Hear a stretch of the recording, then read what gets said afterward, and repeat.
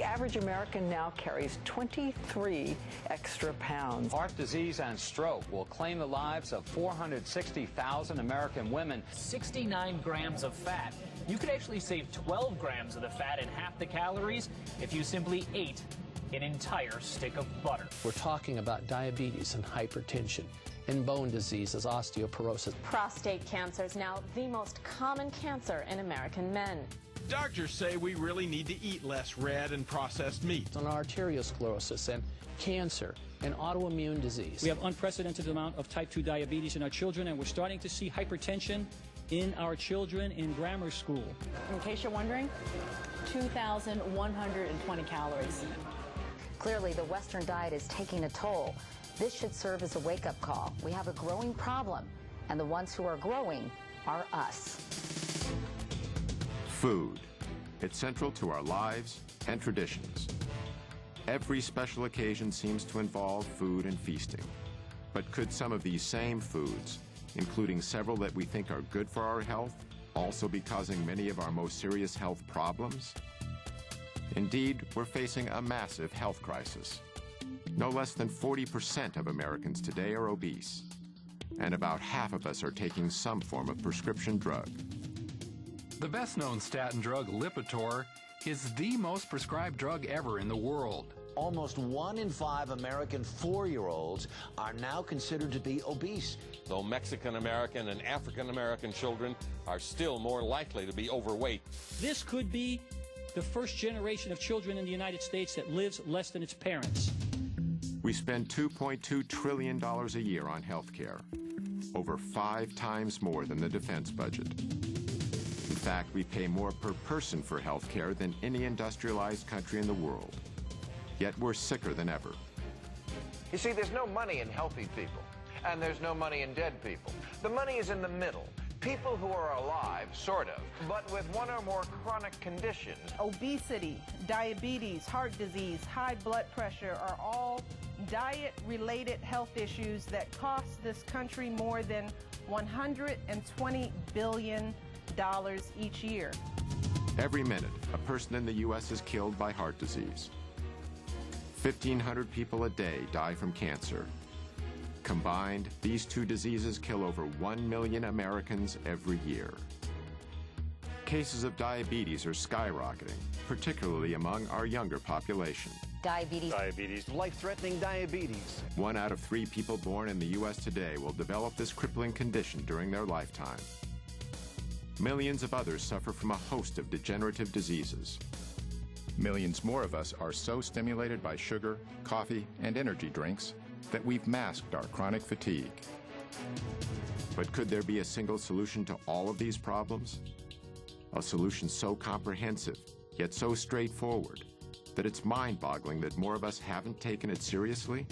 Someone has to stand up and say that the answer isn't another pill. The answer is spinach. A growing number of researchers claim that if we eliminate or greatly reduce refined, processed, and animal-based foods, we can prevent, and in certain cases even reverse, several of our worst diseases. They say all we need to do is adopt a whole foods, plant-based diet. It sounds almost too simple to be true.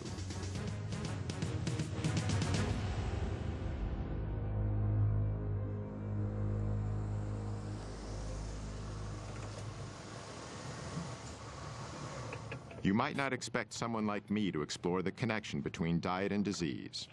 On my way over, I drank these 2 Red Bulls. I also had a 12-ounce Coke and another half of a 12-ounce Coke. I haven't always lived the healthiest lifestyle, and I've eaten more than my share of fast food.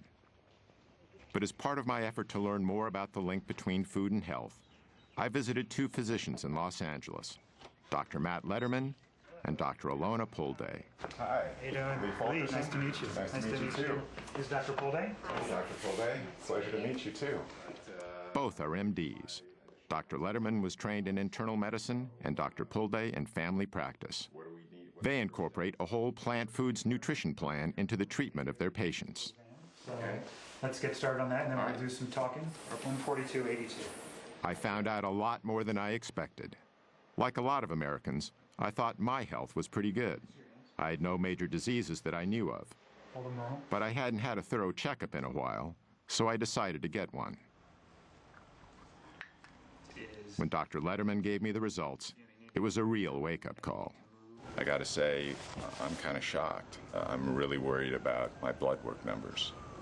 240 on 241 for my cholesterol is way higher than it's ever been. I got this 6 number. That, to me, is the most worrying number I got.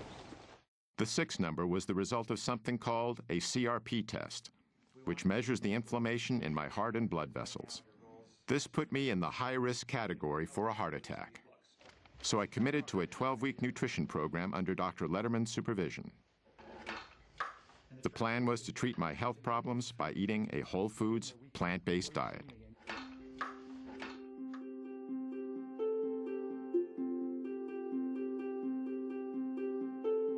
The idea of using nutrition to promote good health is nothing new. Indeed, Hippocrates, the ancient Greek father of Western medicine, said, "Let food be thy medicine," over 2,000 years ago. Yet it wasn't until more recently that the science behind this observation was systematically probed and applied. 2 researchers who've made groundbreaking contributions to this effort are Dr. Colin Campbell and Dr. Caldwell Esselstyn. Born just a few months apart in 1933 and 34, they each grew up on farms. Campbell's childhood farm is in rural Virginia, where his family raised dairy cattle and milked cows. My dad and mother moved here in 1943 when I was 9 years old. And during that time, we had a dairy of about somewhere between 20 and 30 cows, which in those days was a modest, medium-sized dairy. At the time, milk was believed to be nature's perfect food. So perfect, in fact, that this U.S. government film from the early 20th century recommended that infants who have just been weaned from their mother's milk should be switched immediately to cow's milk. That was the excitement of doing something, producing nature's perfect food, if you will. Established in 1675, the Esselstyn's farm is in upstate New York. On these rolling hillsides, they grazed both beef and dairy cattle. This was sort of like the nerve center of the operation in a way? More or less, absolutely. This is sort of the epicenter around these barns. This is the way farming was done in that era. And so this is sort of where you learned the craft of the trade of farming. How old were you when you moved here again? 7. I didn't start driving the tractor until I was 8 years old. Well, a late bloomer, right? Exactly. But I enjoyed it, and I really got a great kick out of doing the farm work. Although they didn't know each other yet, farm life had a deep and lasting influence on both Campbell and Esselstyn. To make it successful, you had to have persistence, staying power, and tenacity of purpose. I guess it's ironic in the sense that we're both now advocating, not consuming the products that we were busy actually producing with our families. During Campbell and Esselstyn's lifetimes, the American diet has changed dramatically. Near the beginning of the 20th century, Americans each ate about 120 pounds of meat annually. By 2007, that figure had exploded to no less than 222 pounds. In 1913, we ate about 40 pounds of processed sugar each per year. However, by 1999, our consumption of all refined sweeteners had risen to over 147 pounds. In 1909, Americans consumed around 294 pounds of dairy products apiece. But by 2006, our yearly intake of dairy had more than doubled to 605 pounds. By the early 1950s, Campbell was off to college at Penn State, while Esselstyn went to Yale. As part of Yale's rowing team, Esselstyn won an Olympic gold medal in 1956. During this same decade, the pace of American life was accelerating, even with our food. The late 50s was the heyday of the drive-in burger joint. The supermarket was just beginning to thrive in the newly built post-World War II suburbs. This was when the so-called convenience foods were born, like the legendary foil-wrapped TV dinner, not to mention a host of other tasty processed delicacies devised to make our lives easier and better. By now, Colin Campbell was in graduate school at Cornell University, which had one of the most prestigious nutritional science departments in the country. His research was on animal nutrition and biochemistry. But it was focused more on feeding animals for their ability to be able to produce meat, milk, and eggs, protein containing. And so my own research was focused on protein, making sure we got enough. It was considered to be the vital nutrient. It was one of the first nutrients discovered. And without protein, the animal would die. So it was a life force. And in fact, in even the early 1900s, there were statements made that this is the stuff of civilization itself. Protein was also nearly synonymous with animal-based foods like meat. It still is today, all over America. Why do you think meat is important in our diet? Protein. Protein? Protein. Protein. Protein. Protein. A lot of protein. We need protein, don't we? We can't live without protein. The idea that plants had protein also didn't come into play until maybe the late 1800s, early 1900s, and then it struggled through the years. No matter what source the protein came from, in the late 1950s, most scientists believed the world needed a lot more of it. We had a lot of starving and malnourished children in the world. And so in my community, in the nutrition community, there were discussions about why so, what could be done. And one of the prominent thoughts was to make sure they get enough protein. I certainly went along with this view. At about the same time, Dr. Caldwell Esselstyn was just beginning his medical career at the world-famous Cleveland Clinic in Cleveland, Ohio. Surgery soon became his specialty. There's something awfully satisfying about if you can remove the disease. For instance, if a patient had gallstones, you could remove them. If it was a gastric ulcer or a stomach ulcer, you'd directly take care of that. If it's a hernia, the same thing. During the 1960s, heart disease was on the rise in the U.S. What doctors commonly call coronary artery disease is usually caused by a condition of the arteries that supply the heart with blood. What happens is that over time, a fatty substance in the bloodstream called cholesterol builds up in the coronary arteries, restricting the blood flow to the heart.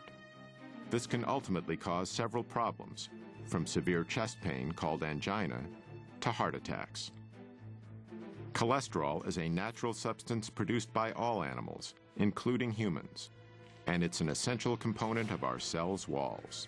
But when we consume dietary cholesterol, which is only found in animal foods like meat, eggs, and dairy products, it tends to stay in the bloodstream. This so-called plaque is what collects on the inside of our blood vessels and is the major cause of coronary artery disease. In the late 1960s, a colleague of Dr. Esselstyn's at the Cleveland Clinic made a major breakthrough in the treatment of this condition. In fact, Esselstyn shared space with him in the clinic's surgical locker room. His name was Dr. Rene Favellaro. Rene really sparkled in the operating room, and in 1967 he did his first bypass graft at the clinic, coronary artery bypass graft.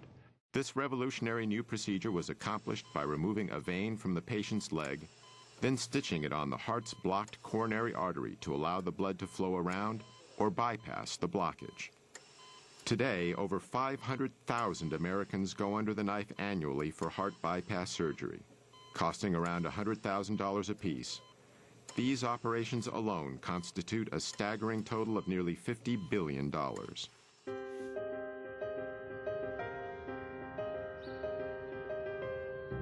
Joey Aucoin lives in Tampa, Florida, where he owns and operates a landscaping company.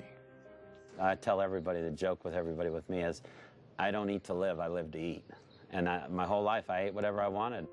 In 2004, doctors discovered Joey had a dangerously high cholesterol level of 320 and a hazardous blood sugar level of 480. This not only made him a type 2 diabetic, but a prime candidate for a heart attack and a stroke. This is my daily pill regimen.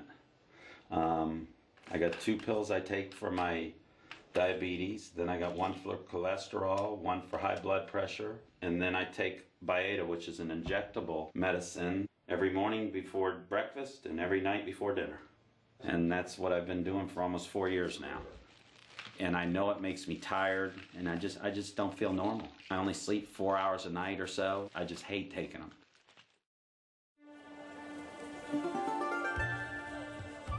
In the mid-1960s, Dr. Campbell was in the Philippines, trying to get more protein to millions of malnourished children.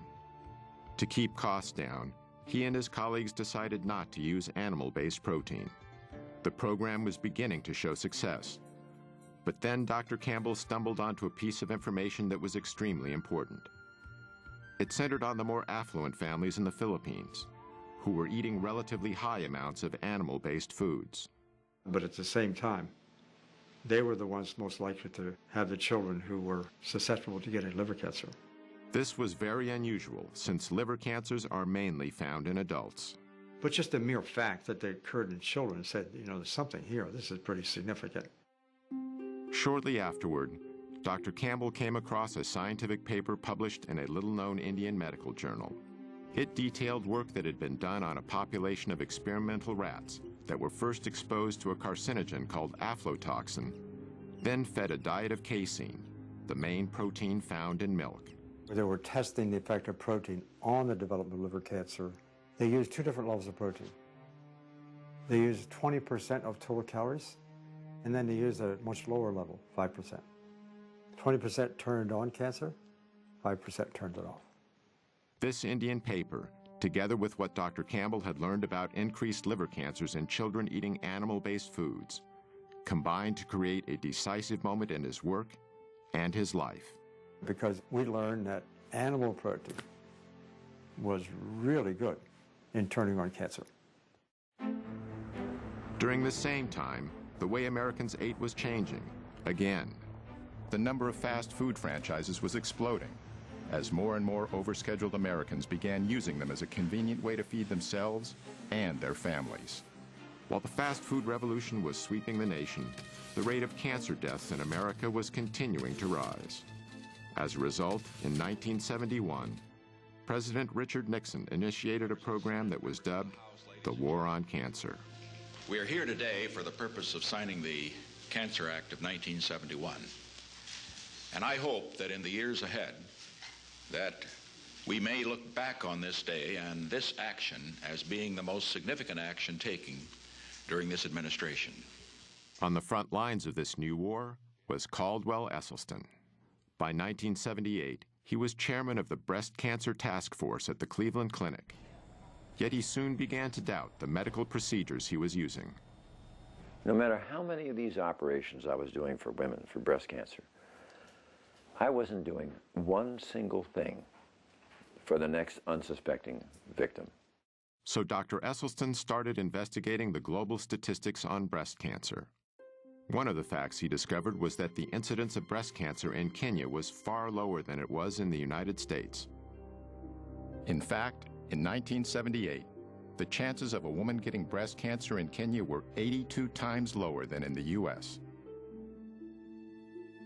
Dr. Esselstyn was even more surprised by the numbers he discovered for some other types of cancer. In the entire nation of Japan in 1958, how many autopsy-proven deaths were there from cancer of the prostate? 18. 18 in the entire nation. That, to me, was about the most mind-boggling public health figure that I think I'd ever encountered. In the same year, the U.S. population was only about twice the size of Japan's, yet the number of prostate cancer deaths exceeded 14,000. Dr. Esselstyn also discovered that in the early 1970s, the risk for heart disease in rural China was 12 times lower than it was in the U.S. And in the highlands of Papua New Guinea, heart disease was rarely encountered. The link he noted between all the areas he studied was simple. Virtually, the Western diet was non-existent. They had no animal products. They had no dairy, no meat. Even more compelling to Esselstyn was some historical data that had long been overlooked.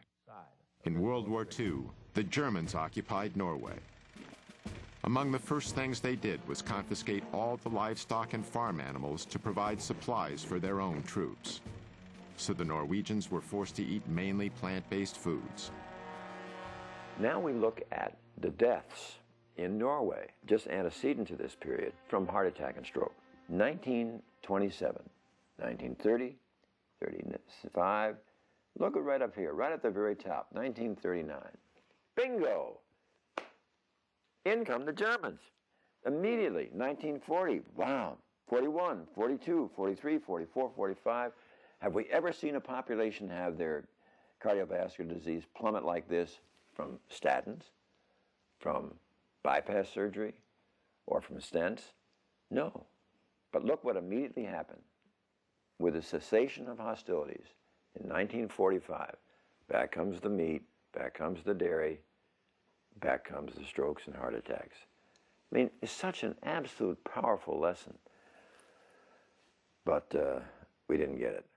Because of evidence like this, Dr. Esselstyn was making the same assessment that Dr. Campbell was due to his work in the Philippines, seeing a causal link between animal-based foods and some of our most deadly diseases. But they weren't the only researchers coming to this conclusion. Another was Dr. John McDougall. In the mid-1970s, he began practicing on a sugar plantation in Hawaii. What I observed there was the health of the people differed dramatically depending upon how long they'd been in Hawaii. People who were raised in Japan, the Philippines, Korea, China, first generation, who had moved from their native land, were always trim.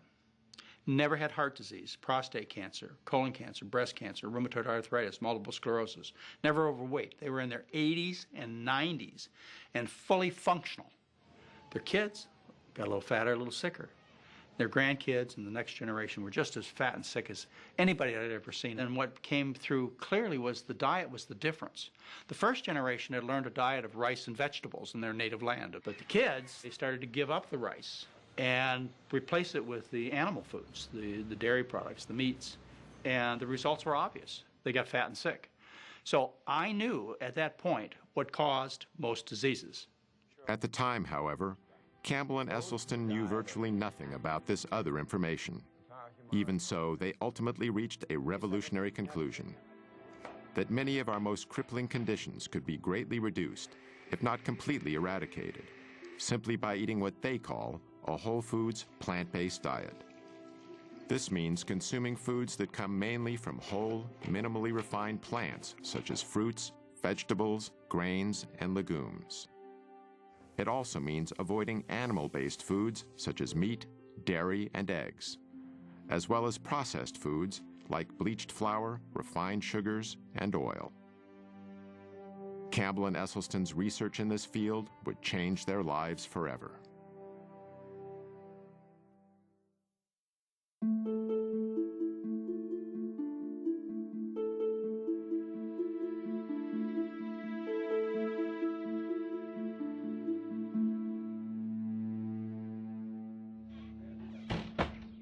So went through your preliminary form. The goals that I have, tell me if I'm missing any from you, were eliminate your shots and medicines. You want to get off this stuff. You want to sleep well at night. You're not doing that. You want to stop feeling tired and run down. You want to lose weight. That's it. You got it. Those are your goals. The other complaints, you had low energy, ringing in the ears, sinus problems, postnasal drip, shortness of breath, wheezing, coughs, indigestion and reflux, loose stool, diarrhea, bloating, black and bloody mucousy stool with meat consumption, and difficulty walking, getting around, trouble losing weight, chronic and unpleasant hunger feelings, groggy after meals, strong food cravings, and anxiety about food in general. All of that stuff. Sounds like I'm dead. So I don't mean to, harp on the bad stuff, but, that will all, most of that should get better. My goals I'm adding in. Which goals do you add? I want you to reverse all your medical diseases, the ones that we can reverse, and most of yours we could. I told you all the risk and benefit. Based on what I told you, I would stop all these meds. I would stop these on top of all these risks. That's what I'm going to try. You're going to get my best effort, I can tell you that. Yeah, you'll do good. Okay. You'll do well. By 1975, Dr. Campbell was at Cornell University, investigating what he'd discovered in the Philippines. Our work from the beginning was designed, in a sense, to do two main things. One, I wanted to replicate, if possible, the Indian work, because it was so provocative. Secondly, if this is really true, I wanted to study how does it work. Just like the Indian researchers, Campbell fed half the rats in his study a diet of 20% casein, the main protein in dairy products. The other half was fed only 5% casein. Over the 12 weeks of the study, the rats eating the higher protein diet had a greatly enhanced level of early liver cancer tumor growth. On the other hand, all of the rats eating only 5% protein had no evidence of cancer whatsoever. But Dr. Campbell decided to take these findings a step further. This time, instead of keeping his test rats on the same diet throughout the study, he kept them in one group and switched their diets back and forth, between 5 and 20% dairy protein, doing so at 3-week intervals. The results were astonishing. Whenever the rats were fed 20% protein, early liver tumor growth exploded. But when the same rats were given 5% protein, tumor growth actually went down. I mean, this was so provocative, this information. We could turn on and turn off cancer growth just by adjusting the level of intake of that protein. Going from 5% to 20% is within the range of American experience. The typical studies on chemical carcinogens causing cancer are testing chemicals at levels maybe 3 or 4 orders of magnitude higher than we experience. Even more surprisingly, Dr. Campbell discovered that a 20% diet of plant proteins from soybeans and wheat did not promote cancer. However, there's a long-standing belief among the public that animal protein is important for human health. Connie Dickman supports this position. Ms. Dickman is Director of Nutrition at Washington University in St. Louis, Missouri. She's the past president of the American Dietetic Association and an advisor to the National Dairy Council. When you eliminate animal foods from your eating plan, you run the risk of inadequate protein content. Animal proteins provide all the amino acids that we need for cell growth, tissue repair, and overall health. Eating whole foods, it's virtually impossible to be protein deficient without being calorie deficient, because even if you take the foods that have the least amount of protein in it, let's say potatoes, for example, or rice, 8-9%. That's the figure we more or less need. Dr. Campbell's research led him to a conclusion about the way genes, chemicals, and nutrition interact to promote cancer. Cancer starts with genes. It might be genes we're born with, it might be genes that are actually changed by a chemical. So those genes become capable of producing cancer cells. Whether we do or don't get cancer is primarily related to how we promote those cancer cells to grow over time. That's where nutrition comes into play. They go much more rapidly when they were fed animal protein. Dr. Campbell and other nutritional scientists have found that only a small percentage of cancer cases are caused solely by genes. I think the general consensus in my field is that probably not more than 1 or 2% at most is attributed to the genes we may or may not have. And that's the most helpful and hopeful information I give people, because if you go through life thinking that what happens to you from a health perspective is based on your genes, you're a helpless victim. My diet was pretty abominable. I thought the 2 principal food groups were caffeine and sugar. Dr. Pam Popper is executive director of the Wellness Forum in Columbus, Ohio, and an expert in the areas of health and nutrition. And you want?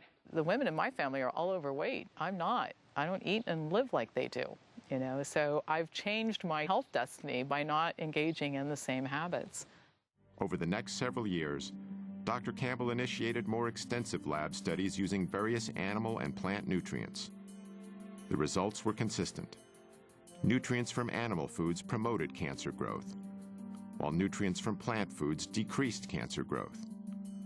Yet Campbell hadn't identified a specific biological mechanism that caused the effects he observed. And it finally occurred to me that there was no such thing as the mechanism. What we were looking at was a symphony of mechanisms.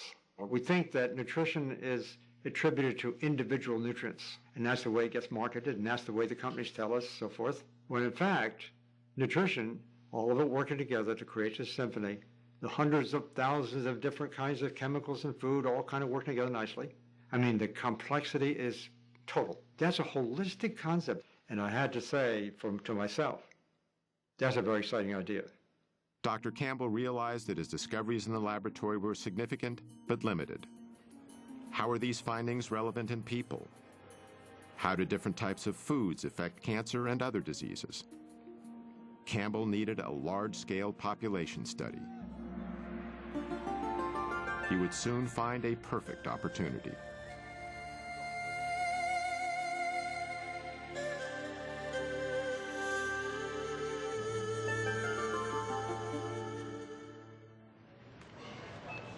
So mangoes are really good. They flavor things really Okay. nicely. That's something you want to get a riper one. Dr. Matt Letterman and his wife, Dr. Alona Pulde, are among a small but growing number of physicians who use a whole foods, plant-based diet as a primary treatment for their patients. From shopping with patients to teach them how to read nutrition labels. And I don't care what it says on the front, the back, or the sides. Look at the ingredients. Okay. And that's all I care about. To showing patients how to prepare meals. They are not your typical MDs. Doctors Letterman and Pulde use food as treatment because they feel it's the best medicine available. Medicine that not only makes their patients feel better, but that truly improves their health. In 1973, the U.S. Congress passed a new farm subsidy bill. Among other things, it included incentives that encouraged a massive increase in corn production. One of the major byproducts of this enormous corn surplus was a low-cost sweetener called high-fructose corn syrup. Companies could add this sweetener to anything from soda pop to hot dogs, and then make these products widely available at low prices. Processed sugars and other refined foods are far more calorie-dense than the whole plants they're made from. The dramatic increase in their use is a major reason why our food has become richer. To evolutionary psychologist and author Dr. Doug Lisle, the consumption of unnaturally dense foods is the main cause for the epidemic of obesity in America. It isn't that people become more self-indulgent. It isn't because they're lazier than they ever were. What's happening is that their mechanisms of satiation are being fooled. The process starts with a range of receptors in our stomachs that help us gauge how much food we've eaten. These include stretch receptors to help measure the sheer volume of food in our stomachs. We also have density receptors to help determine the caloric density, or what we more commonly call the richness of our food. For instance, 500 calories of natural plant food fills the stomach completely, triggering both our stretch and density receptors to signal our brain that we've had enough to eat. But 500 calories of unnaturally rich or processed food fills the stomach far less, deceiving these receptors into telling our brain that we need to eat more. Even worse is 500 calories of oil, which is almost pure fat and barely triggers any response at all. The problem with weight management in humans is that if you make these foods completely artificial, which we do today, you wind up with a problem that people have to overeat just to be satisfied. But why do these concentrated foods that are so harmful to us give us so much pleasure? Dr. Lisle says the answer is related to a system called the motivational triad. This is a trio of biological mechanisms that nature has designed into every creature on Earth so they can survive to pass their genes on to the next generation. The first leg of the motivational triad is pleasure seeking. And primarily two things are the cause of that, and those two things are food and sex. So in the case of a great white shark, it's basically got a neon sign flashing across its forehead saying food, sex, food, sex, food, sex. Unless it's a male, then it says sex, food, but it's pretty much the same thing. The other two legs of the motivational triad are avoiding pain and doing everything with the least amount of effort. Pleasure seeking, pain avoidance, and energy conservation, that really sums up animal behavior, whether we're talking about a paramecium under a microscope or a great white shark. Richer foods naturally excite our senses because it's nature's way of telling us they will provide the highest amount of dietary reward with the least amount of effort. This helped our ancestors find the most calorie-dense and ripe foods available, which contributed to our survival. But in today's environment, we can artificially increase calorie density well beyond what our ancestors would have found in nature. The resulting foods give us a hypernormal amount of pleasure, leading us into something Dr. Lisle calls the pleasure trap. What the pleasure trap is an interaction between our natural instincts, which are trying to tell us the right thing to do, and some kind of artificial modern stimulation that is piggybacking or hijacking that process. So the classic example of the pleasure trap would be drugs and drug addiction. The way drugs work is they hijack the existing pleasure circuits. When certain chemicals hit those areas, they cause feelings of euphoria and excitement. The same drug-like effect happens when we eat highly concentrated, processed foods. We've removed the fiber, we've removed the water, we've removed the minerals, we've done everything that we can to hyper-concentrate sugar and fat and add a bunch of salt as well into the food. And now what the food has become is become a low-grade addiction. These things are drugs. They have other deleterious side effects, not the least of which is adding a lot of empty calories. Dr. Terry Mason is Commissioner of Health for the City of Chicago. He's one of the few public officials in America who openly supports a plant-based diet. If it walked, hopped, swam, crawled, slithered, had eyes, a mom and a dad, don't eat it. Dr. Mason contends that the less affluent segments of our population have difficulty making the best food choices. Well, first of all, the diets are calorie-rich and nutrient-poor. This is the real problem. And unfortunately, poor people are poor in everything. They're poor in health, they're poor in food choices, they're poor in almost every aspect you could think of. This makes the less prosperous particularly vulnerable to the low-grade addiction of highly processed foods. People want stuff that's fast, people want stuff that's quick, and they like the stuff that's salty, and they like the taste of something fried. And so those are the kinds of things that you see in our community.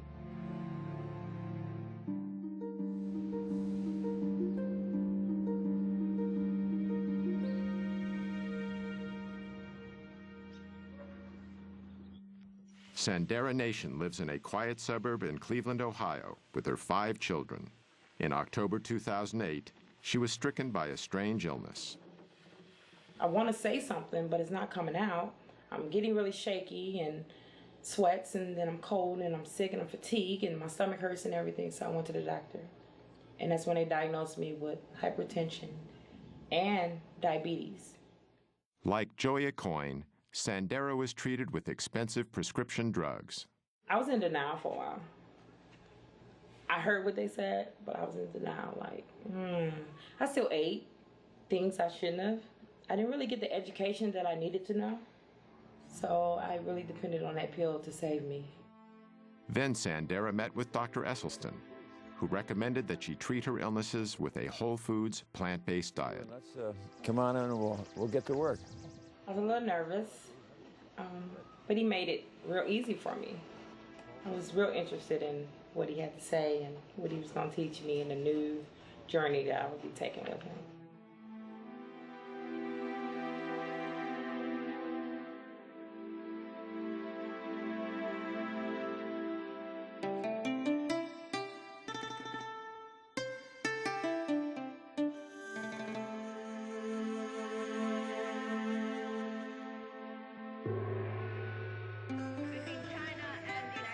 In 1974, Chinese Premier Zhou Enlai was hospitalized with bladder cancer. Knowing that his disease was terminal, he decided to give his country a more complete understanding of cancer. So he initiated what would become one of the largest and most thorough scientific studies in history. 650,000 researchers cataloged the mortality patterns caused by several types of cancer for the years between 1973 and 1975. The study encompassed every county in China and over 880 million people. Zhou died in 1976, years before his study was complete. Okay, and you'll need how many shirts then? Probably 3? Yeah. Okay. Zhou Enlai's cancer study would ultimately have a major impact on what Dr. Campbell himself has called the capstone of his research.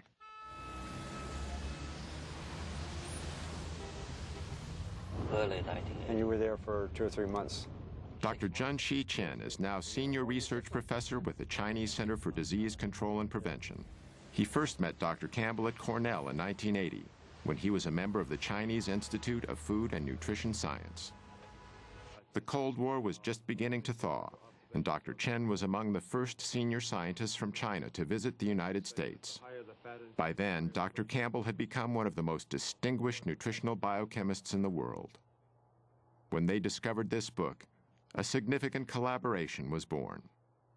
This is the Atlas of Cancer Mortality in China. Published in 1981, the Cancer Atlas was the result of Zhou and Lai's nationwide study. It showed a highly unusual geographical distribution of different types of cancer in China, which tended to be clustered in certain hotspots.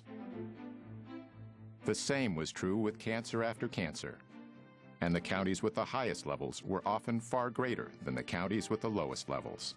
So, for example, esophageal cancer, according to this cancer map, the mortality has 400-fold difference among different counties in China. That's huge. Yeah, and I understood in the United States, only several-fold difference. Maybe twofold is another. That's all we see. Yeah. So that caught our attention in terms of the why. Because they are all Chinese. Genetically, they are all the same.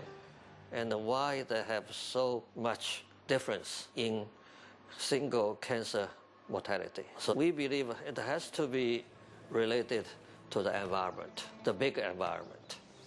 And from our professional perspective, of course, it's diet and the nutrition. Dr. Chen, you said, why don't we just go there and do a study? For Dr. Campbell, it was the opportunity he'd been looking for.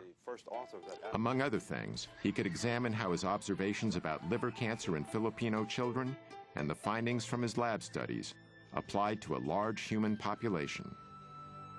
The project would consider 367 diet and health-related variables, making it one of the most ambitious nutritional studies ever conceived. Dr. Campbell and his associates carefully chose 65 counties scattered across China. These counties were mainly located in rural or semi-rural areas. We use the rural counties because they are stable in their residence and they have been in this lifestyle for at least 20 to 30 years. More than 350 workers were trained. They carefully surveyed the diet and lifestyle of 6,500 people in the chosen counties. Urine and blood samples were also taken. In 1983, Doctors Campbell, Chen, and their collaborators began to analyze the vast amount of information that had been collected. The job would take years.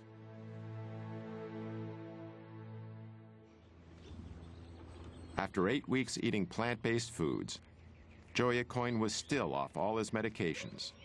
When I started this, I had all these side effects from medication and from my being so unhealthy, but now I'm getting in better shape every day. I feel more healthy. I very seldom get tired during the day. I just feel so good all the time.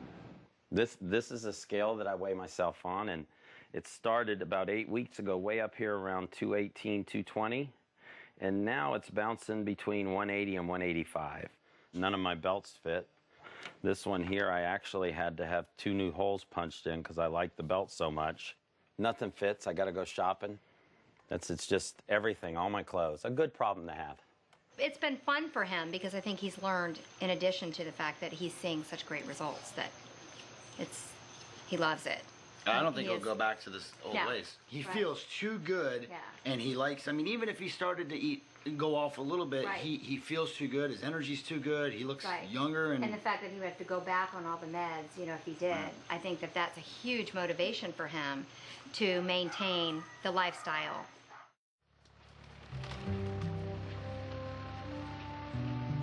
In the mid-1980s, Dr. Caldwell Esselstyn was struggling to organize a study on coronary artery disease.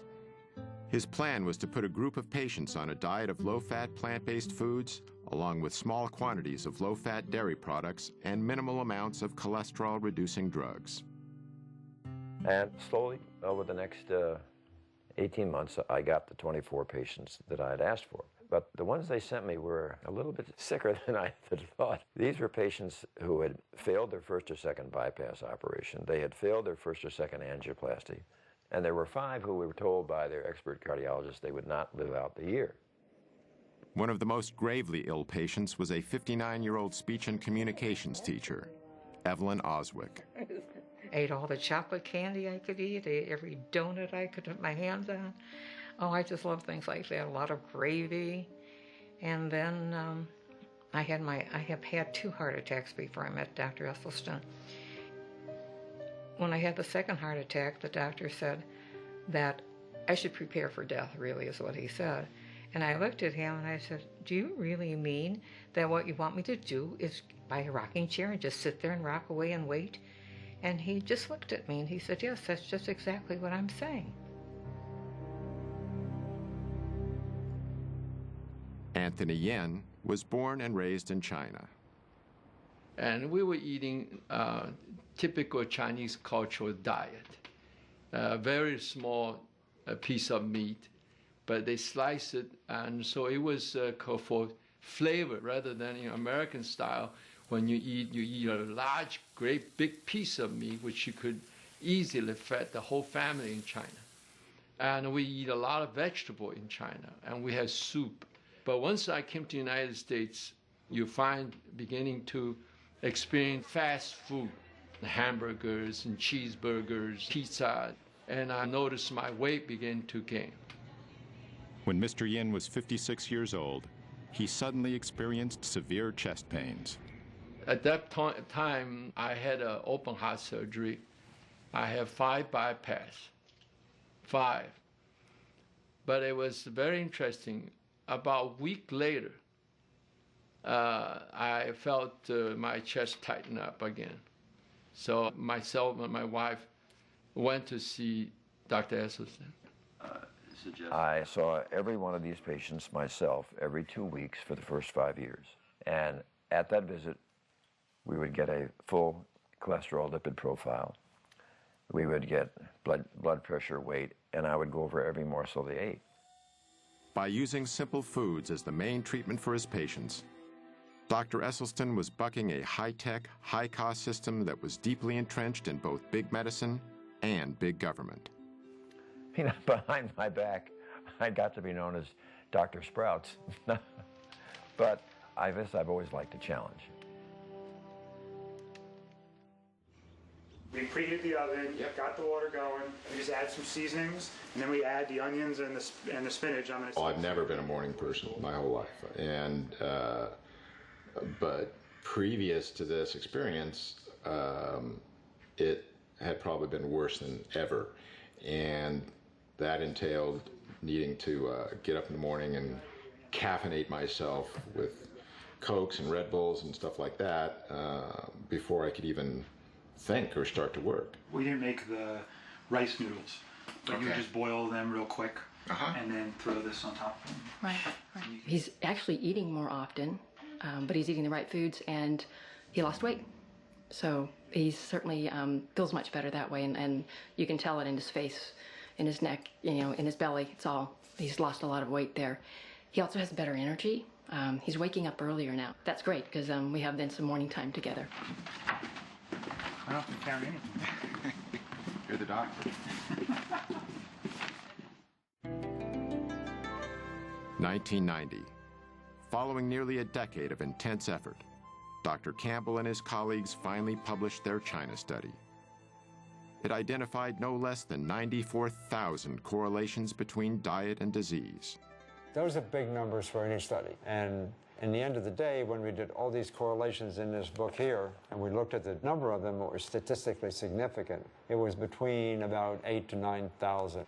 When you have that large number of correlations and you start analyzing each one, if it works out as statistically significant, this means that if 19 out of 20 are pointing in the same direction, it's highly significant and likely to be true.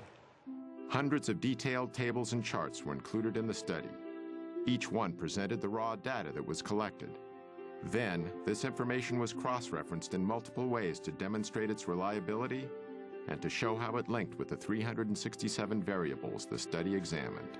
I think the major message we got out of all these correlation analysis is only one message. The plant food-based diet, mainly cereal grains, vegetables, and fruits, and very little animal food, is always associated with lower mortality of certain cancers, stroke, and coronary heart disease. The New York Times called it the most comprehensive large study ever undertaken of the relationship between diet and the risk of developing disease. For Dr. Campbell, he finally had large-scale data on people, and it was remarkably consistent with his earlier discoveries. Together, he found that the scientific evidence was clear. Whole plant-based foods were beneficial to human health, while animal-based foods were not.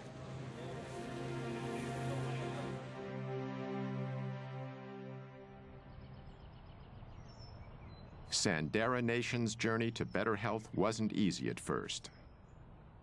It was a little hard because I've been eating fatty foods and grease and everything 38 years, as long as I can remember. So it was kind of hard to go from that to changing the next day completely. I started a journal for maybe the first 3 weeks.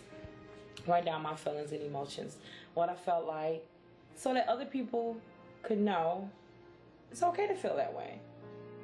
Along the way, Sandera had strong support from Dr. Esselstyn and his wife, Ann. They keep in touch, and they're like, we haven't forgotten about you. And I know they haven't. I really feel here that they haven't. I went to Walmart this day. I had wanted a Subway sandwich, and I said, I'm going to get me that meatball sub. I then received a call while I was at Walmart from Mrs. Esselstyn, as if they knew I was weak at this moment. She stated, promise me you will not eat anything from Walmart. Gave me chills to know that she called at that moment. Therefore, I left the store without getting that meatball sub. What do you see? While Dr. Campbell was publishing his China study, Dr. Esselstyn was getting some powerful data from the research he'd started in 1985. He began with 24 patients, but 6 had dropped out in the first year, leaving him with a total of 18. At the end of 5 years, we had follow-up angiograms, and 11 of the group had halted their disease. There was no progression. And there were 4 where we had rather exciting evidence of regression of disease. These results were astonishing. The diet produced something that medication and surgery never had before: actual reversals of heart disease. The biological mechanism that caused these reversals centers on the lining of our veins and arteries, the endothelial cells. They are the absolute life jackets of our blood vessels. You're young and you're a teenager, you're healthy. You could spread those out 1 layer thick and you'd have something that would cover 6 or 8 tennis courts. In 1988, scientists discovered that endothelial cells manufactured the gas nitric oxide. Well, what does nitric oxide do? Nitric oxide keeps our blood flowing smoothly without being sticky. It also helps to dilate constricted blood vessels during physical activity and inhibits the formation of plaque. And most importantly, nitric oxide is a powerful force for eliminating the inflammation that seems to go with this plaque. However, scientific tests have demonstrated that when we start eating the typical Western diet, our endothelial cells are damaged. When you're getting to be in your 40s and 50s and 60s and you've been slaughtering your endothelial cells, you don't have those 6 or 8 tennis courts. You may be down to 1.5 or 2, and they can't protect you. Yet according to Dr. Esselstyn, when we begin eating a whole foods plant-based diet, the damage to our endothelial cells not only stops, it starts to reverse.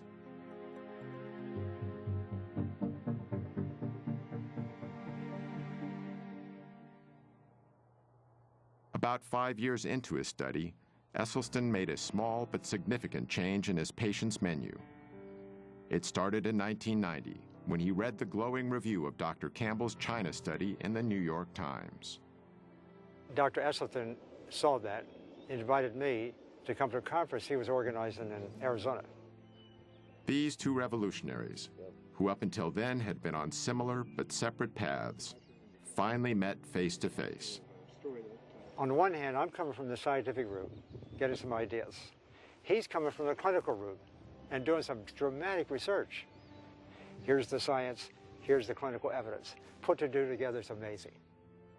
When he learned of Campbell's research, Esselstyn removed dairy products from his patient's diet. the results of his ongoing study continued to be impressive. And in 1995, he published a paper detailing them in a noted scientific journal. Yet one of Esselstyn's most remarkable success stories involved a colleague of his at the Cleveland Clinic, Dr. Joseph Crow.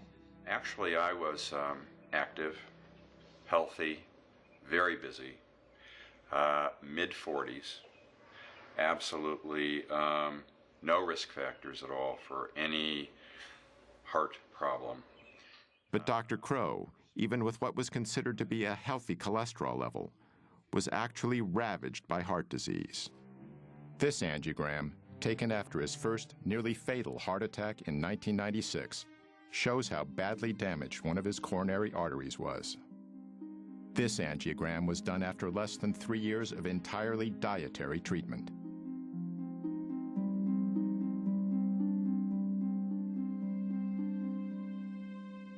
Dr. Crow is fortunate. In 25% of cases, sudden death is the first and only sign of coronary artery disease. Of Dr. Esselstyn's original 18 patients, all survived the initial 12 years of the study. Today, 14 patients are still alive, over 2 decades after the study began. The thing about Essie, although he's always very pleasant, when you said, I'm going to be on this program and I'm going to stay with this diet, you stayed with the diet or there was the door. You had no choice. I mean, his smiles are wonderful, but he is very stern, you know. That's why I'm still living. But, you know, he's just a wonderful man.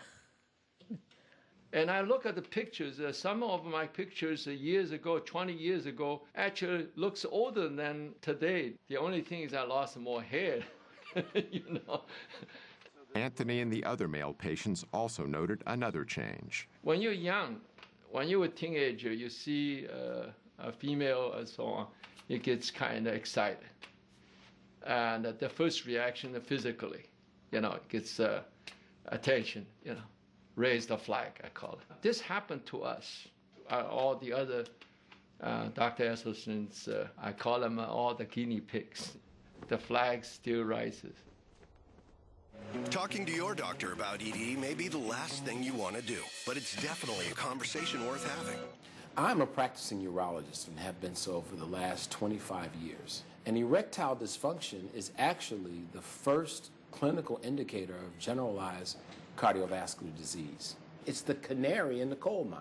It's the thing that lets you know that you have some significant endothelial and vascular disease much earlier than will a heart attack or something like that. We have to stop thinking of the body like it's compartmentalized. It really isn't. The blood goes everywhere in the body. And so if you have vascular disease anywhere, you have it everywhere. Despite the apparent success of the dietary approach, some critics say eating this way is extreme. Now, with the Western diet, this guarantees there are going to be, what, 500,000 people in this country this year who will have to have the front half of their body divided, their heart exposed, then veins will be taken from their leg and sewed on their heart. Some people would call that extreme. Dr. Esselstyn has now successfully treated over 250 patients with heart disease, using almost exclusively a whole foods, plant-based diet. Heart disease, as far as I'm concerned, is an absolutely toothless paper tiger that need never, ever exist. And if it does exist, it need never, ever progress.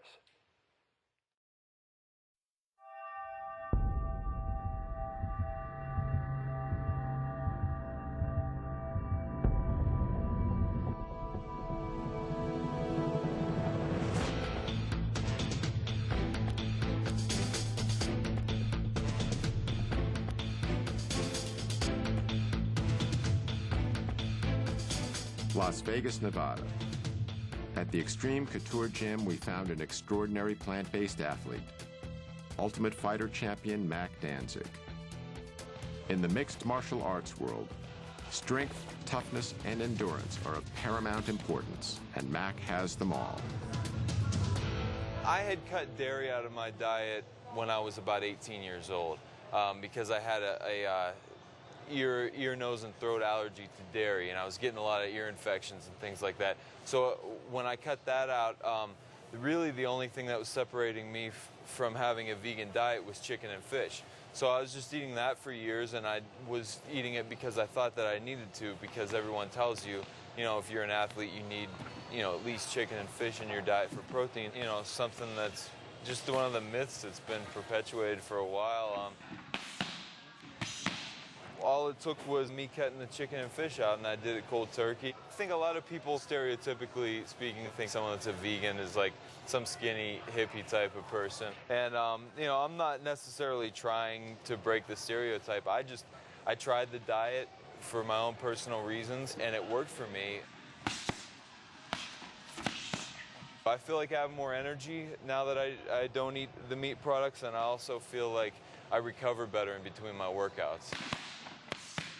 I'm not trying to be part of some exclusive club or anything like that. I'm just doing my thing, and you know, don't plan on eating meat or dairy or anything like that for the rest of my life. This guide is called the Type A Planning Guide. Now, it includes foods that are found in the basic 4 food groups because we are concerned about the total daily needs, and this is a part of it. We must serve 1/2 pint of fresh fluid milk to provide calcium, riboflavin, and the other nutrients that are needed for our children.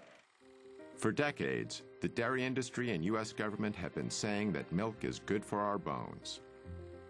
While all whole foods contain calcium, an essential nutrient for bone health, it is argued that we need the higher amounts found in dairy.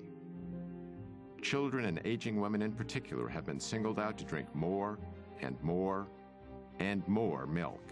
What do you think the most important nutrient we get from dairy products is, like milk? Calcium. Calcium. Calcium? Calcium. Calcium. Calcium. Or calcium. Calcium. The science in terms of dairy's role in healthy bones is pretty strong. And in fact, the National Osteoporosis Foundation, of course, utilizes that science in their recommendations. Osteoporosis is a degenerative bone disease, which has been widely linked to a lack of calcium. If this is true, nations with a high intake of dairy products, which are a major source of calcium in a westernized diet, should have low levels of osteoporosis. But according to a study done by a distinguished Harvard researcher, nations with high levels of calcium intake tend to have high levels of hip fractures, which is a key indicator for osteoporosis. And so, in fact, the higher the dairy consumption, the higher the rate of osteoporosis. Exactly the opposite of what the dairy industry has been telling us for so long. One of the primary mechanisms for that is that animal protein tends to create an acid-like condition in the body called metabolic acidosis. To combat this condition, the body draws upon its most readily available acid buffer, namely calcium in our bones. As the calcium is extracted to neutralize the excess acid, our bones are weakened. In defending the health benefits of milk, many national health organizations now recommend that we consume low-fat dairy products. It can be milk, it can be yogurt, it can be cheese, it can be anything made from milk. But again, the important message, it's a message that comes from the American Dietetic Association, the National Osteoporosis Foundation, cancer, heart. We're all in the same page. It needs to be low fat or fat-free. So as the fat is taken out, the protein becomes a larger proportion of the total. So they become higher in protein, lower in fat. And when we compare these high protein, low fat milk products, for example, with prostate cancer, the relationship is as strong as it is for cigarette smoking and lung cancer. Most of these animals here are what we call heifers. They're the young females, not yet cows. So they haven't had their first calf yet. They haven't had their first calf. So they have to have their first calf before they can Once lactate. they come into lactation, they almost keep them these days. They keep them pregnant continuously Exactly. for 3 or 4 years. Why are they eating grass now? Well, this is the last time in their lifetime they're going to see grass. After that, they're in the barn. They're standing there for the rest of their life. When I was young, we defended our product, promoted our product, because it was nature's most perfect food. And so I believe that. But it took on a slightly different twist as time passed. I mean, it's the most perfect food for cats. And trying to switch the milk of one species to another species doesn't make a lot of sense. Only 2 months into her treatment, Sandera was experiencing dramatic effects on her type 2 diabetes and hypertension. Since I've been on a plant-based diet, blood pressure's been wonderful. My blood sugars are in the 80s. It shocks me, 70s. And so I was alarmed when it was 60. I'm like, isn't that bad? It's 60, you know, and I talked to the diabetes educator, which is wonderful. She's like, no, that's a normal blood sugar. Your pancreas is working, it's reversing. Ironically, Sandera works at an outpatient facility for diabetics. Yet the treatment that was achieving success with her diabetes came from outside the established medical system. The positive results went far beyond Sandera's chronic diseases. Mentally, not having the sluggishness, the fear of the disease progressing, because I feel I'm in control and I have power of taking it back the right way now. So mentally, I feel great. I'm eating the things I should eat. And the one thing that is true that Ann said to me, you really start tasting the real taste of what you're eating. Because I eat a peach and you think, I was in heaven with my white peaches. I get to eat. And it feels good to be able to eat, bringing the sugar down, you losing the weight, your whole everything changes. You know, I think we're a little dependent on, you know, our doctors and the medications. We should take a little bit more responsibility in checking out for ourselves. And speaking of doctors and medications, how does Sandera's regular physician feel about her new lifestyle? When I recently approached her about my blood sugars being so great, my question was, should I not take my medication? And she said, no, you still take your medications. And she said, what is that doctor trying to do? Take you off your medications? And I'm looking like, yeah, I'm hoping that's the goal. So there's still people we have to make believers. Yeah. Sally and Jim eat their breakfast at about 7 o'clock. It's a good breakfast of good foundation foods. Today they're having milk, cereal, poached eggs, and sliced oranges. They are starting the day right. The key agency that sets nutritional guidelines for Americans is the United States Department of Agriculture. The USDA helps determine what foods are served to everyone from our soldiers in the field to our kids in their school cafeterias. These guidelines are also taught in our schools, influencing what our children will eat for the rest of their lives. Dr. David Klurfeld is a nutritional scientist and national program leader for human nutrition with the USDA's Agricultural Research Service. We've made dietary recommendations since the 1890s from USDA, and that was before we knew about vitamins and minerals. Subsequently, we've had different food groups, and we had the basic 4 and 5 and 7 and 12, and it varied as the science changed. Perhaps the best known of the food groups was the Basic 4, introduced in 1956 in a leaflet called Food for Fitness. The mainstay of nutrition education for over 30 years, the Basic 4 defined what an entire generation of Americans believed was healthy to eat. The 4 food groups was replaced in 1992 by the Food Pyramid, then updated by My Pyramid. These guidelines recommend 3 servings of dairy products per day, and meat is still a primary source of protein. In following My Pyramid, a 15-year-old girl can eat a daily menu consisting of a bowl of Lucky Charms with low-fat milk and a glass of orange juice from concentrate for breakfast, cheese-flavored crackers for a morning snack, a cheeseburger on a whole grain bun with French fries and a Coke for lunch, chocolate pudding and grapes for an afternoon snack, and chicken nuggets with a biscuit and canned green beans for dinner, with low-fat ice cream for dessert. I see now what's happening with the way that we feed many of our children and our school systems. We shouldn't be surprised that we're seeing childhood obesity at the rates that we're seeing it. Dr. Neil Barnard is a medical researcher and president of the Physicians Committee for Responsible Medicine. Well, the problem is when a kid is pulling his tray down the school lunch line, you see federal policies in action.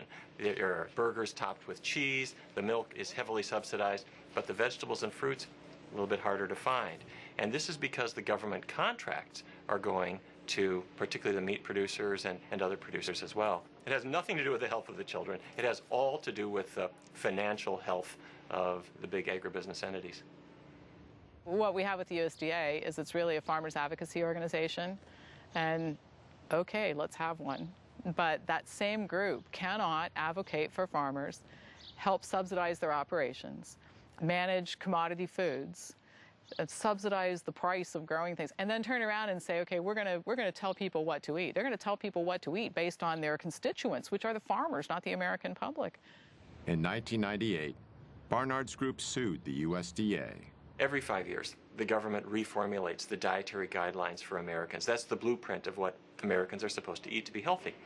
And we looked at the panel that pulled it together, 11 people. 6 of the 11 had financial relationships with the food industry. So we said, hey, wait a minute. There are laws about what they're supposed to do and how transparent they are supposed to be. They violated those. And we brought them to court. And it was a long trial, but we won. But that doesn't change the fact that the policies they came up with continue to favor industry as they always have. I don't think there really is a problem with industry connections between scientists and the food industry, primarily because if the beef industry has a question about their products, shouldn't they go to the best scientists? And if the best scientists are consulting for the food industry, I still want the best scientists on these committees that make nutritional recommendations. Financial conflict of interest is only one conflict of interest. You know, there are people who've spent their entire careers trying to prove that a vegetarian diet is good for you or that red meat is bad for you. Now, they may not have industry ties, but they too have a conflict of interest. You know, we do develop biases personally. I had those biases too. But I got to a point in my career that I was getting results that went against what I had thought was true. So I had to self-reflect, criticize my own bias, look at it really carefully, and I changed my views. Dr. Campbell paid a price for changing his views. He's been marginalized by key administrators of his own university. This after being a lead scientist and securing millions of dollars in research grants for Cornell's Nutritional Sciences Division. He had a popular nutrition course canceled by the division director, who had long been a major consultant to the dairy industry. Numerous observers feel this was an arbitrary decision that violated the standards of academic freedom. Dr. Campbell has also witnessed serious corporate influence over research that is used to develop the government's nutrition policy. One example he cites centers on the prestigious National Academy of Sciences. The building behind me here is perhaps the single most important building in the area of science in the country. This is where scientists participate in deliberations about issues of the day and determine how that science can be used to affect policy.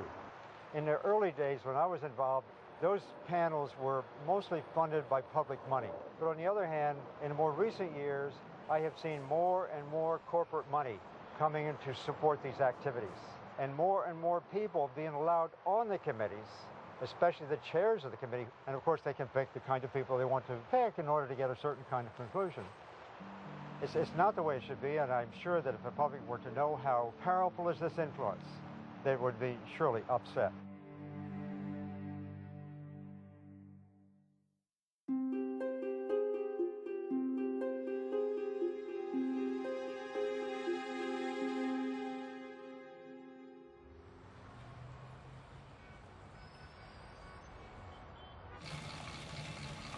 I had been a runner for 14 years, in fact, a marathoner.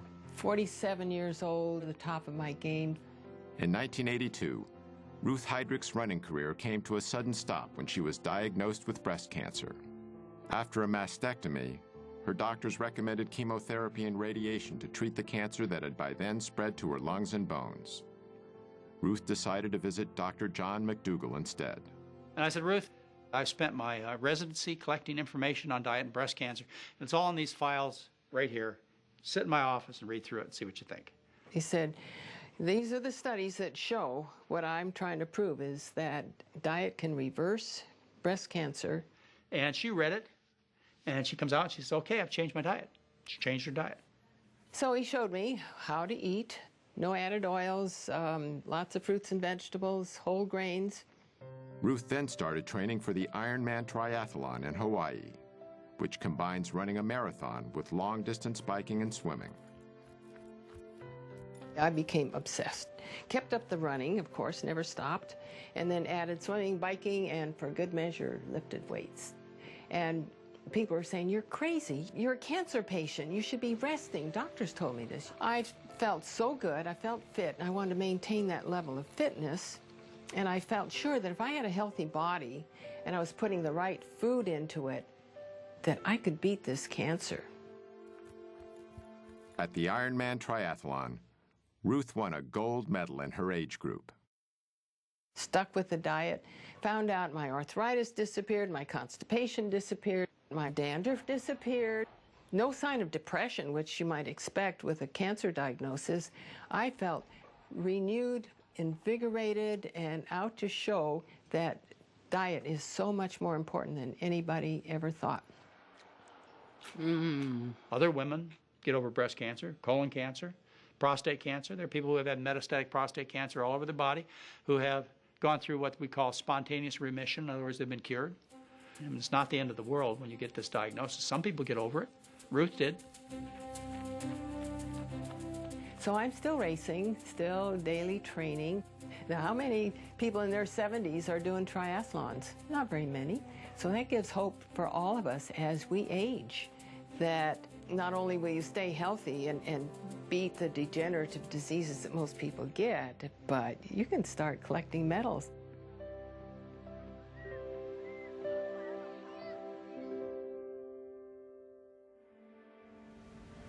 The food choices we make have profound global effects. It takes over 10 times the amount of energy from fossil fuels to produce a calorie of animal-based food than it does to produce a calorie of plant food. Since the 1970s, 20% of the Amazon's rainforest has been destroyed. That's an area the size of California. 80% of this cleared land is now occupied by livestock. The world's cattle alone eat enough grain to feed 8.7 billion people, nearly 2 billion more than the population on Earth. With almost 1 billion malnourished people across the globe, redirecting even a portion of the grain used to fatten cattle could feed every hungry mouth on the planet. For Gene Baur, factors like these, combined with a deep respect for animals, helped convince him to adopt a plant-based diet. Mr. Baur is president and co-founder of Farm Sanctuary near Watkins Glen, New York. It provides a safe haven for animals that have been abandoned or abused. I grew up eating animals, like most people in our country, but once I started considering my food choices, I recognized that I didn't really want to eat animals. And the more I learned, the more I saw that I was healthier if I didn't eat animals, and that I had a much lighter footprint on our planet. The livestock industry is a greater contributor to global warming than the entire transportation industry, according to the United Nations. So by eating meat, milk, and eggs the way we are, we're harming our own health, we're slaughtering 10 billion innocent animals every year in the U.S., and we're destroying the planet. Statistics compiled from the United Nations and the World Health Organization demonstrate the profound global effect that diet has on health. These are the estimated amounts of animal foods produced in 9 countries, a figure that's closely related to animal food consumption. These are the numbers of deaths due to heart disease and cancer in the same countries. In the United States, the very same diseases continue to have a grave impact. Even with the billions of dollars spent on cardiac treatment, heart disease is still the #1 cause of death, killing over 600,000 people a year. And the elephant in the room, when we talk about stents and heart bypass surgery, is the fact that, well, it's no question In an emergency, these procedures are absolutely life-saving. But when they're done electively, and these procedures do not protect from new heart attacks. Stents and bypass operations are used mainly to treat large arterial blockages. Yet according to many research studies, only a small percentage of heart attacks are caused by the largest buildups of plaque. The rest are caused by the more numerous, newer blockages that are far more inflamed and much more likely to rupture than the larger, older, more stable plaques. And so this is why those procedures don't treat the disease. They are treating symptoms. Dr. Esselstyn has been eating the same foods that he has recommended to his patients for over 25 years. One of his sons, Rip Esselstyn, used a plant-based diet to fuel a successful 10-year career as a professional triathlete. When Rip turned 34, he was ready for a career change and trained to become a firefighter.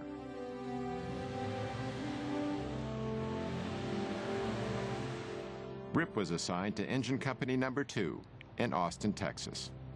We're incredibly competitive here at the fire station, and we love making bets. So we were out on the porch one night, and we kind of made this little bar bet to see who had the lowest cholesterol level. So the next morning, we drove to a lab, got tested, and the results came back, and it led to a discovery that J.R. James Ray, our resident redneck, had a cholesterol of 344. Pretty much means you're knocking at death's door. And so what we did in an act of solidarity is the next day we went about eating a plant-strong diet to basically save his life and save his arteries. The men agreed to change their firehouse diet. But in Texas, old eating habits die hard. Meat's almost a sport in Texas. I have several good friends that they're barbecue teams. That's what they do. That's their sport on the weekends. Texans are serious about Texas, barbecue. Kansas.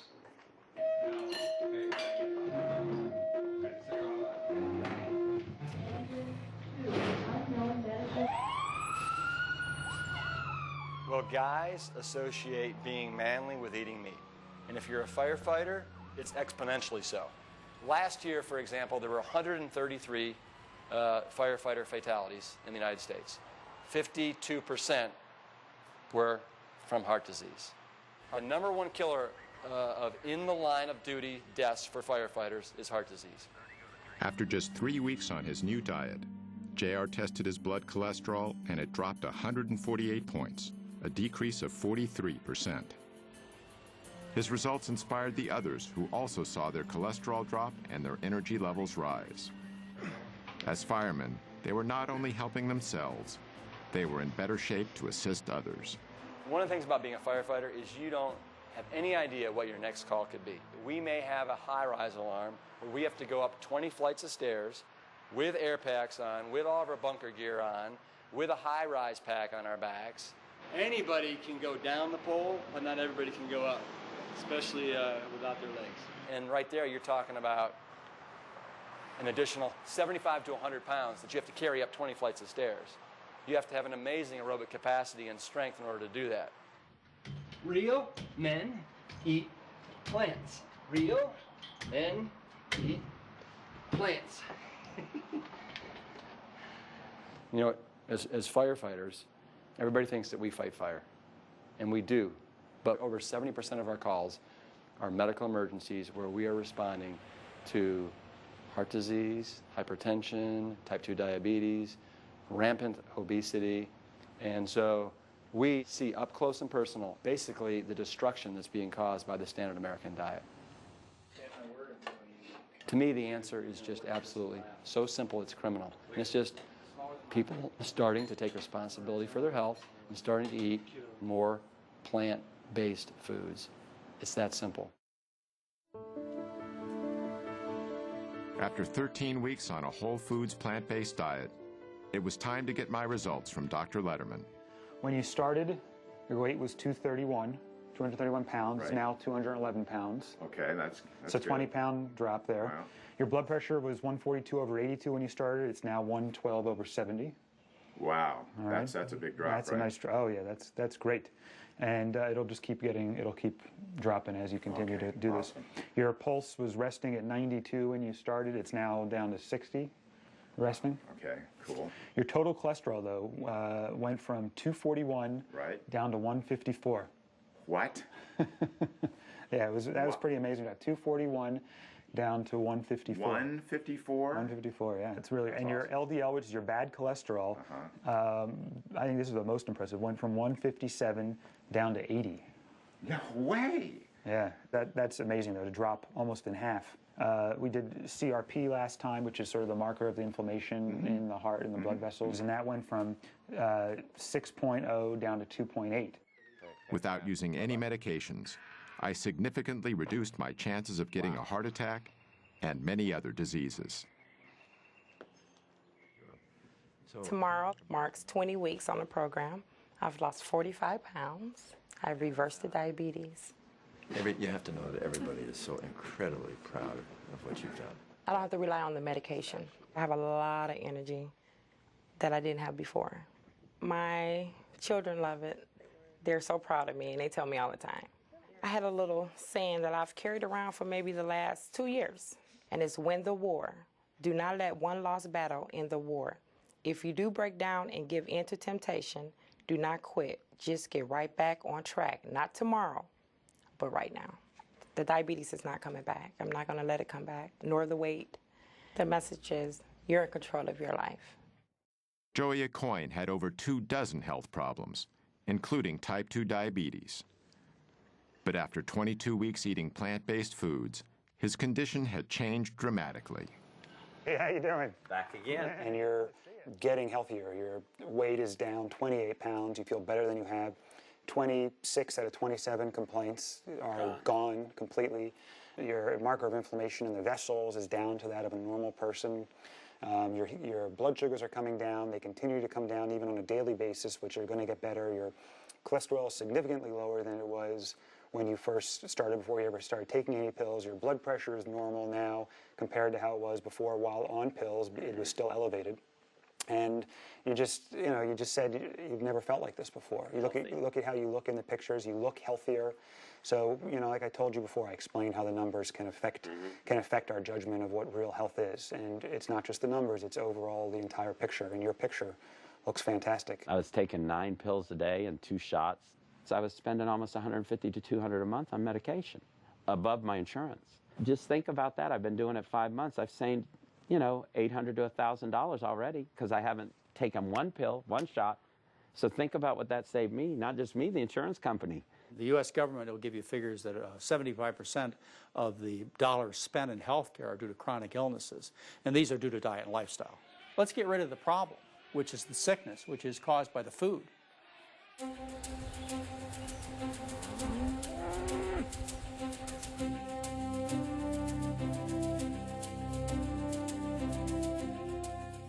Now well into their 70s, Doctors Campbell and Esselstyn are both vital and active. They also continue to spread their message. If you carefully look at our school children, already the arteries to their brain, the carotid artery, is getting some intimal medial thickening. Dr. Esselstyn lectures about his research all over the United States and abroad. His wife Ann frequently accompanies him to help counsel patients and to demonstrate the preparation of plant-based foods. Dr. Esselstyn is also director of the Cardiovascular Disease Prevention and Reversal Program at the Cleveland Clinic's Wellness Institute.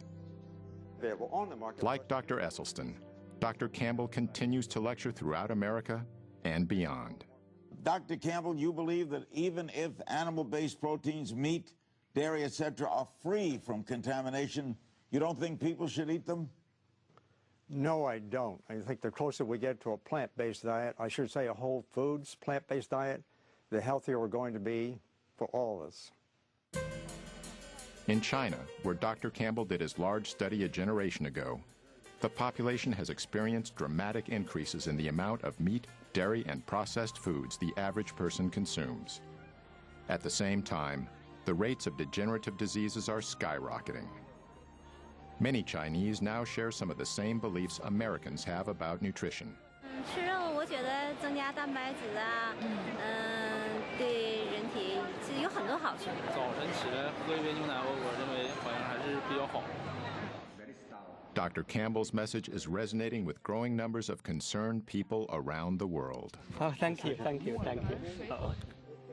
Thanks to the efforts of both these pioneers and their colleagues, thousands of people are realizing that profound improvements in health and quality of life are within reach. You have two choices. You can eat yourself into poor health and early death, or you can eat yourself into good health and a long, healthy life. And that road is on a plant-centered dietary pattern. You know, I know of nothing else in medicine that can come close to what a plant-based diet can do. I can say this with a great deal of confidence, that our national authorities are simply excluding this concept of nutrition from the debate and the discussion in order to protect the status quo. In theory, if everyone were to adopt this, I really believe we could cut healthcare costs by 70 to 80%. That's amazing. And it all comes from understanding nutrition, applying nutrition, and just watching the results.